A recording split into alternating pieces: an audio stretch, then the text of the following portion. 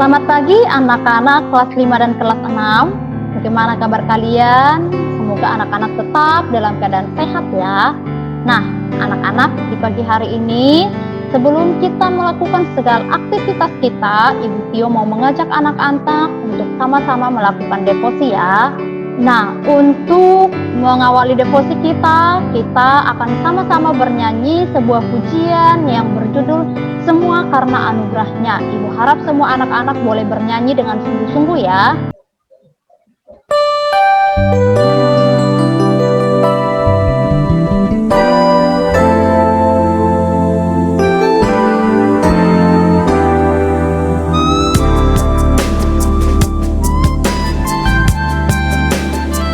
Bukan karena kebaikanmu, bukan karena fasih lidahmu, bukan karena kekayaanmu,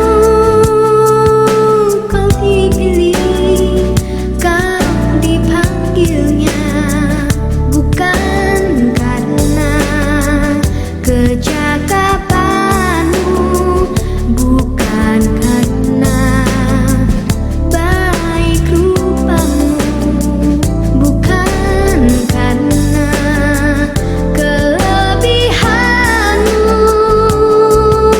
kau dipanggil, kau dipakainya. Bila engkau datang, itu karunia-Nya. Bila engkau punya semua daripadanya, semua karena anugerahnya diberikannya pada kita, semua anugerahnya bagi kita. Bila engkau dipakainya.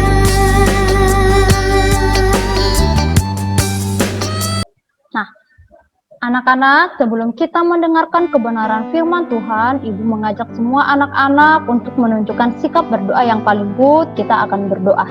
Yuk, mari kita berdoa.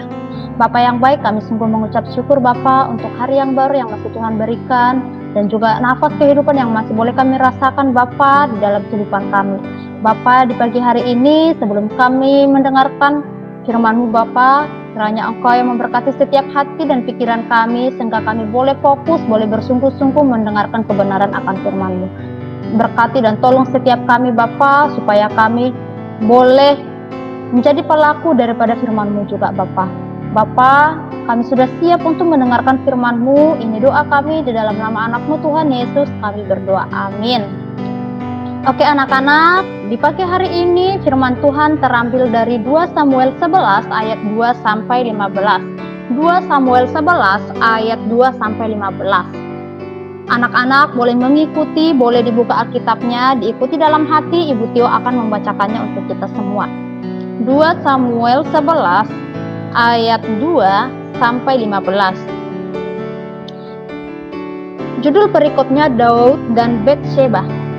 Pada pergantian tahun, pada waktu raja-raja biasanya maju berperang, maka Daud menyuruh Yoab maju beserta orang-orangnya dan seluruh orang Israel. Mereka memusnahkan Bani Amon dan mengepung kota Raba, sedang Daud sendiri tinggal di Yerusalem. Sekali peristiwa pada waktu petang, ketika Daud bangun dari tempat pembaringannya, lalu berjalan-jalan di atas soto istana, tampak kepadanya dari atas soto itu seorang perempuan sedang mandi. Perempuan itu sangat elok rupanya.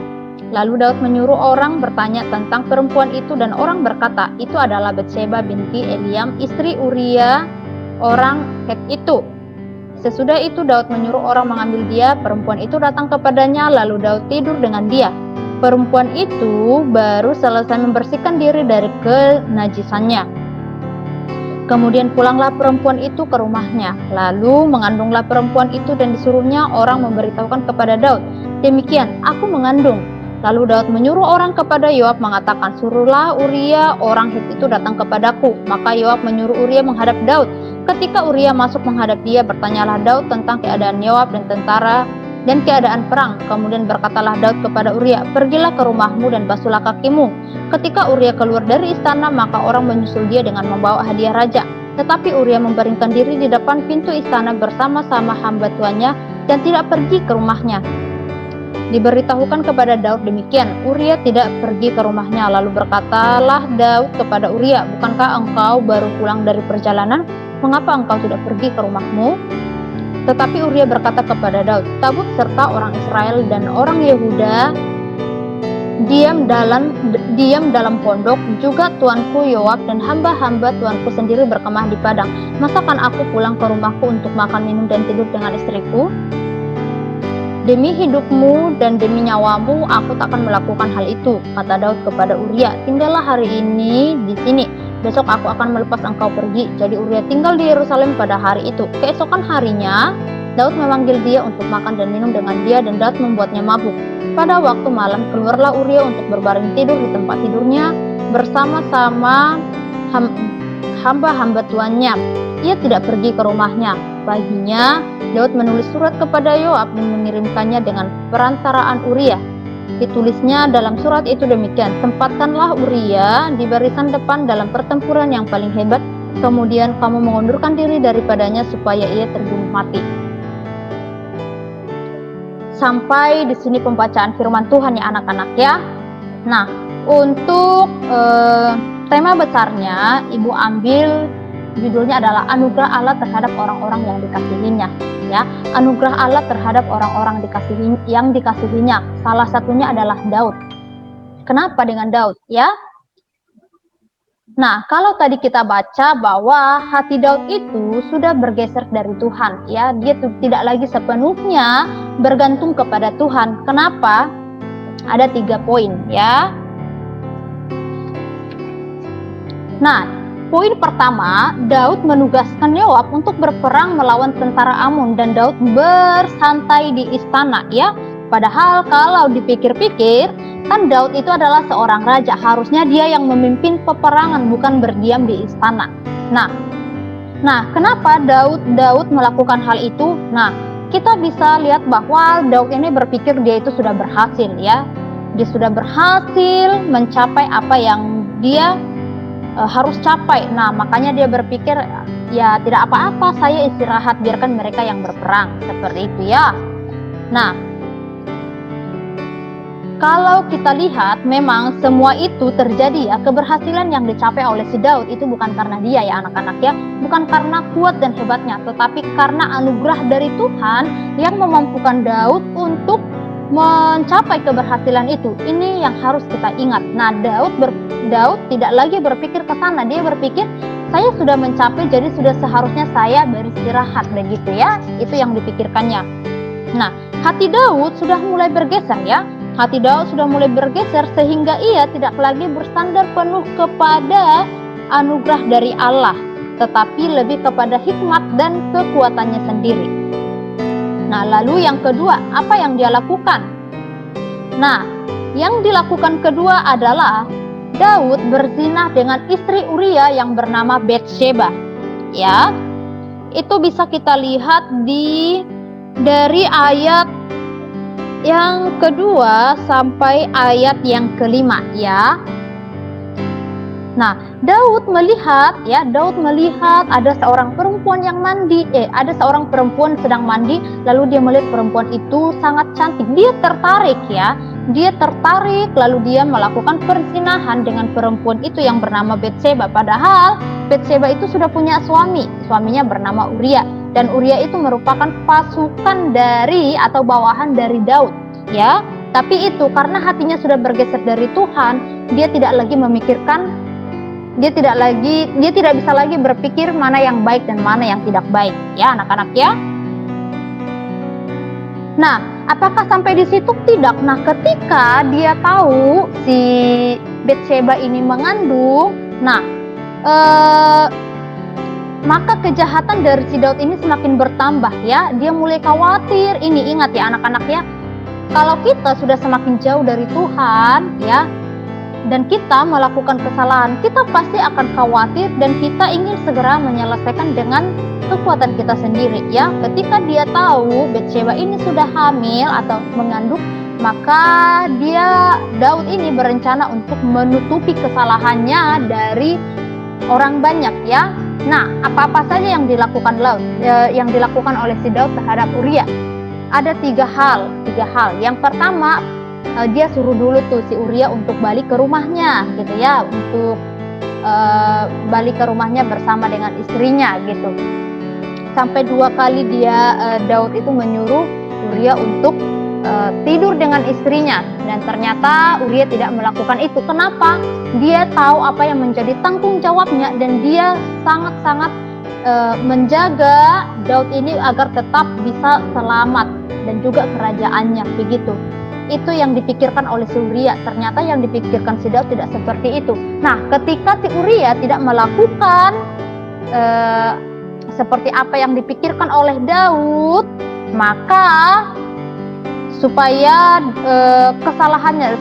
si Batsheba ini tuh supaya kesalahannya itu tidak diketahui oleh banyak orang, ya, karena tadi si Batsheba itu hamil atau mengandung, maka dia melakukan maka yang ketiga, Daud itu melakukan dosa pembunuhan berencana, ya. Apa yang dilakukan? Nah, si Daud memberikan kabar, menuliskan surat kepada si Yoab supaya Uria itu ditempatkan di barisan terdepan, ya, supaya Uria itu ditempatkan di barisan terdepan. Padahal sebenarnya kan kalau pemimpin yang di belakang, maka pasukan-pasukan yang melawan terlebih dahulu. Seperti itu harusnya. Tapi dia menyusun rencana untuk membunuh si Uria dengan menempatkan Uria itu berada di barisan terdepan. Lalu dia menyuruh si Yoab untuk mundur dari si Uria. Maka Uria pun akhirnya mati di tangan musuh. Nah, setelah itu apa yang dia lakukan? Nah, setelah si Uria mati, maka Daud itu pun menikah dengan Batsheba, itu tadi, ya, dan dosanya pun akhirnya tertutupi, ya. Dapatkah nih anak-anak membayangkan seorang Daud yang dulunya taat kepada Tuhan, tapi dia bisa melakukan hal yang demikian jahat dan licik? Ketiga hal tadi, ya. Nah, ibu mau ajak anak-anak melihat kehidupan Daud sebelumnya ketika dia taat kepada Tuhan dengan kehidupan dia yang ada di 2 Samuel 11 ayat 2 sampai 15. Nah, yang pertama, awalnya Daud itu telah mengalami begitu banyak pengalaman indah bersama dengan Allah. Yang kedua, Daud tadinya juga menghormati Allah sampai 2 kali, ya, dia itu melepaskan Saul yang berusaha untuk membunuh si Daud, gitu ya, karena dia tahu bukan Daud yang mengambil nyawa Saul, tetapi Tuhan itu sendiri, ya, awal-awal kalau kita lihat. Yang ketiga, Daud juga begitu peka terhadap pimpinan Tuhan, sehingga ia tidak berusaha menjadikan dirinya raja atas seluruh Israel, melainkan sabar menunggu waktunya Tuhan. Nah, lalu di 2 Samuel 11 ayat 2 sampai 15, apa yang kita lihat? Perubahan apa yang terjadi dalam kehidupan Daud? Nah, hati Daud itu sudah mulai bergeser sehingga tidak lagi bersandar penuh kepada anugerah Allah, tetapi kepada hikmat dan kekuatannya sendiri. Ingat, kalau kita sudah mulai bergeser, tidak bersandar penuh lagi kepada Tuhan, maka kita akan cenderung melakukan dosa, ya. Terlihat dari ada 3 poin. Yang pertama, kesombongan hatinya tampak ketika ia memutuskan untuk tidak maju berperang, tetapi mewakilkan Yoab untuk berperang. Dia lebih memilih bersantai atau beristirahat di istana. Itu yang pertama. Nah, yang kedua, melakukan perzinahan dengan istri Uria, yaitu Batsheba. Dan yang ketiga, melakukan dosa pembunuhan berencana terhadap Uria. Itu yang dilakukan, ya. Nah, terus kalau kita kalau kita pikir-pikir kembali nih, sebenarnya Daud itu orang baik atau orang jahat, ya anak-anak, ya? Nah, dan apa sih yang menyebabkan Daud itu sampai melakukan kejahatan dan kelicikannya? Ya, apa yang menyebabkan kejatuhannya ini? Ini yang menjadi poin utamanya. Hati Daud yang sudah mulai bergeser sehingga tidak lagi bersandar penuh kepada anugerah Allah, tetapi kepada hikmat dan kekuatan sendiri. Ingat, kalau kita sudah mulai bergeser atau tidak lagi bergantung kepada Tuhan, tidak lagi memiliki kerinduan kepada Tuhan, maka kecenderungan hati kita adalah melakukan dosa. Ya. Nah, hati Daud itu mulai bergeser bukan karena ingat ya, bukan karena dia melihat Batsheba itu perempuan yang cantik. Jauh dari situ adalah karena dia tidak lagi bersandar penuh kepada Tuhan. Ya. Nah, lalu apa yang bisa menjadi refleksi kita anak-anak? Ada 3 hal. Yang pertama, kita harus selalu menjaga hati kita tetap bersih di hadapan Tuhan. Ini adalah kewajiban kita sebagai orang percaya. Kalau anak ibu lupa itu di ayat keberapa disampaikan bahwa jagalah hatimu dengan penuh kewaspadaan karena dari sanalah terpancar kehidupan. Ya, hati-hati menjaga hati. Ya anak-anak ya. Yang kedua, sebenarnya ya ini perlu kita renungkan. Sebenarnya tidak ada seorang pun yang baik dan tidak ada seorang pun yang mencari Allah akibat dari kejatuhan manusia ke dalam dosa. Tidak ada sebenarnya anak-anak. Tidak ada satupun manusia yang baik. Bahkan ketika awal penciptaan saja, Adam dengan Hawa itu sudah tidak baik lagi. Ketika manusia itu telah jatuh ke dalam dosa, tidak ada lagi yang berbuat baik dan bahkan tidak ada lagi manusia itu yang mencari Allah. Ya. Nah, dari peristiwa Daud dan juga Batsheba, kita bisa melihat siapa Daud dan juga kita semua. Ya, mungkin pada waktu itu itulah yang dilakukan oleh si Daud. Tapi coba kita merefleksikan kembali. Apa kira-kira dosa yang menurut kita biasa saja seperti itu. Ini mah masih biasa gitu. Coba kita pikir-pikirkan dosa apa yang biasanya kita masih toleransi. Misalnya berbohong, berbohong. Tidak apa-apa sekali berbohong. Nah, lalu kedua kalinya berbohong lagi. Nah, dosa-dosa seperti itu, ya.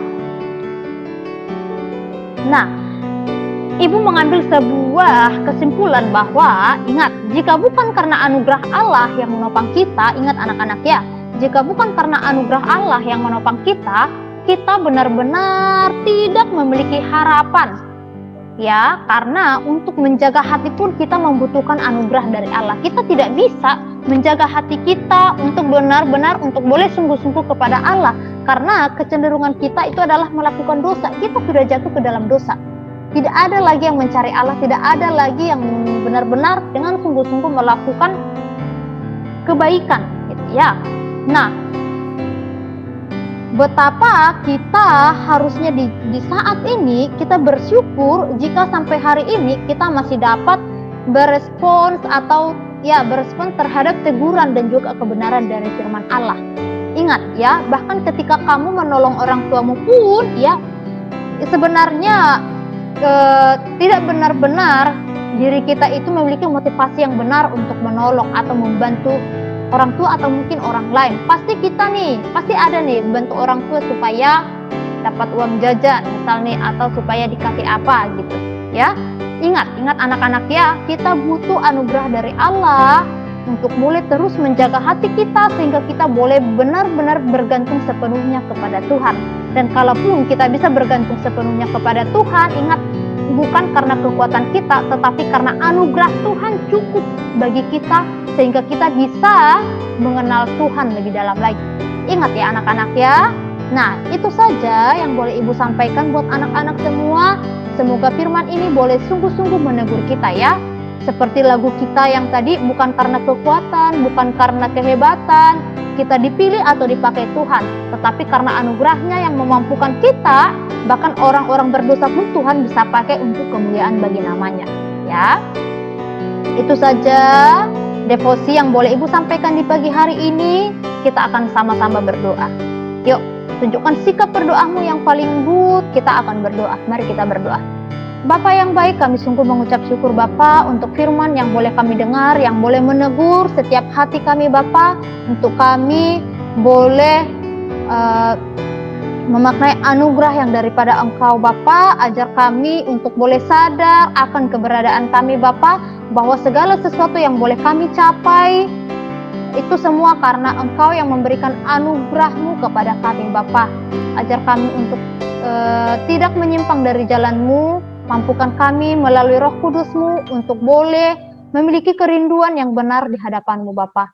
Terima kasih Bapa yang baik. Sepanjang hari ini juga anak-anak-Mu akan melakukan proses belajar Bapa. Engkau yang memberkati setiap anak-anak-Mu ini, memampukan setiap anak-anak-Mu ini Bapa, sehingga mereka boleh melakukan yang terbaik yang bisa mereka lakukan Bapa. Berkati juga orang tua mereka yang mendidik, mengawasi, dan juga menafkahi anak-anak-Mu. Kiranya Engkau juga yang senantiasa memberikan kesehatan dan juga rezeki yang cukup, sehingga boleh mencukupi setiap kebutuhan dari anak-Mu Bapa. Untuk guru-guru juga Engkau yang menyertai, sehingga boleh dengan hikmat-Mu mendidik setiap anak-anak yang boleh Engkau percayakan. Terima kasih Bapa yang baik. Ampunkan kami atas segala dosa dan juga kesalahan yang kami lakukan, baik secara sadar maupun tidak sadar Bapa di hadapan-Mu, sehingga kami boleh semakin layak disebut sebagai anak-anak-Mu Bapa. Terima kasih Bapa yang baik. Ini doa dan ucapan syukur kami dalam nama anak-Mu Tuhan Yesus kami berdoa. Baik anak-anak, sampai di sini dulu pembacaan dari firman Tuhan. Devosi kita juga sampai di sini dulu. Semangat di hari ini, lakukan yang terbaik yang bisa kamu lakukan ya. Oke anak-anak, dadah semua. God bless you and I love you.